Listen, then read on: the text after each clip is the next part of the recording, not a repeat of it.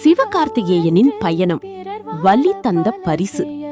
காசு காசுன்னு அது பின்னாடி வெறியா ஓடி 4 காசை சேர்த்தவங்களை விட அந்த ஓட்டத்துல நிம்மதியையும் வாழ்க்கையையும் தொலைச்சவங்க தான் ஊர்ல ரொம்ப பேரு. ஆனா வலியும் வேதனையும் வந்தப்ப அதையே ஏணியா மாத்தி இன்னைக்கு உழைப்பால் உயர்ந்தவங்க சில பேர் தான். அதுக்கு ஒரு நிசமான உதாரணம் சொல்லணும்னா நம்ம சிவகார்த்திகேயன் அண்ணனை சொல்லலாம். இன்னைக்கு அவரை பாக்குறப்போ எல்லாருக்கும் அந்த சிரிப்பும் ஸ்டார் அந்தஸ்தும் தான் தெரியுது. ஆனா அந்த சிரிப்புக்கு பின்னாடி ஒரு பெரிய வலி இருக்கு.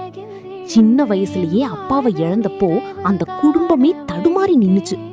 ஒரு நடுத்தர வர்க்கத்து பையனா அடுத்து என்னங்கிற பயம் கண்ணுல இருந்தாலும் உழைக்கணுங்கிற வெறி மனசுல இருந்துச்சு. மிமிக்ரி பண்றப்பவும் சரி, மேடையா ஏறி வாய்ப்பு கேட்டப்பவும் சரி, இவனெல்லாம் ஒரு ஆளான்னு கிண்டல் பண்ணவங்க தான் அதிகம். பல நேரங்கள்ல நேரங்காலம் பார்க்காம, சரியா தூக்கம் இல்லாம, அடுத்த வேளை சாப்பாட்டுக்கு கூட வழி தெரியாம நின்ன காலங்கள் உண்டு. ஆனா அவரு சோர்ந்து போகல. அவமானத்தையும் வேதனையையும் அப்படியே முழுங்கிட்டு உழைப்பு தாண்டா நமக்கு சோறு போடும்னு நம்பி இறங்குனாரு. நேரங்காலம் பார்க்காம வேர்வை சிந்துனாரு. அந்த விடா முயற்சி தான் இன்னைக்கு அவரை ஒரு சாதாரண மனுஷன்ல இருந்து உழைப்பாளியா உயர்த்தி பிடிச்சிருக்கு.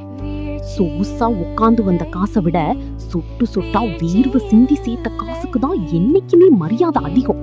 அதுதாங்க நிசமான உண்மை. நீங்க என்ன நினைக்கிறீங்கன்னு கமெண்ட்ல சொல்லுங்க.